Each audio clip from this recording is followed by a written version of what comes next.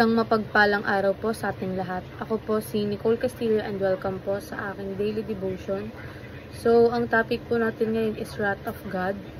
So, wrath is the holy and just response of God against all sin, unlike human anger, which is often selfish and uncontrolled. God's wrath is His settled opposition to everything that is contrary to His holiness.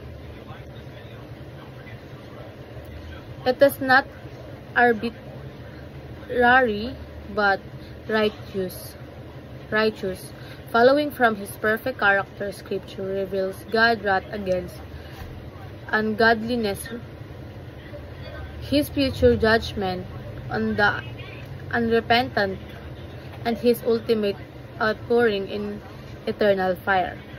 God's wrath magnifies His justice while also magnifying His mercy in Christ, because Jesus bore God's wrath on the cross for His people, delivering them from eternal condemnation.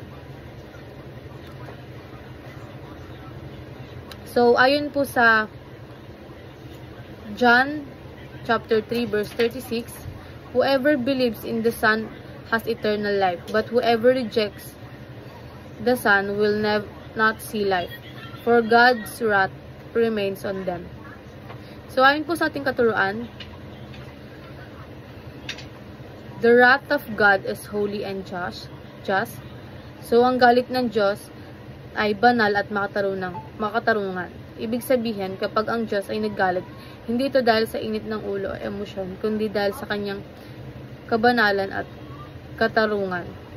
Ang galit ng Diyos ay isang tugon sa kasalanan at hindi makatarung ng mga gawain. Kaya ito ay laging naaayon sa kanyang pagiging matuwid. And the wrath of God is consistent with love. So, ang galit ng Diyos ay hindi salungat sa kanyang pagmamahal. Sa halip, ito ay bahagi ng kanyang pagmamahal. Kapag nagalit ang Diyos sa kasalanan, ito ay dahil mahal niya ang kanyang mga nilalang at hindi niya kayang tiisin ng mga bagay na sumisira dito o sa kanila. Ang kanyang galit ay nakatarget sa kasamaan, hindi sa tao mismo. Kaya kung nagagalit ang Diyos, ito ay upang itama at ipagtanggol ang kanyang mga nilalang. And the wrath of God is satisfied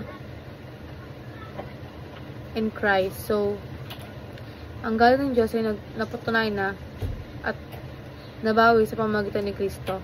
Nang namatay si Jesus sa krus, siya ang nagbayad sa parusa ng kasalanan na dapat sana ipinataw sa atin.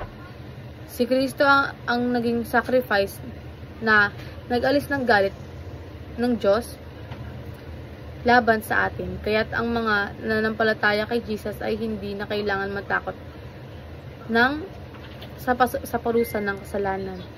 And sa applications naman, fear God who will judge all sins with wrath, and fight injustice knowing God just, and face with the righteousness of Christ. And alam po, maraming salamat.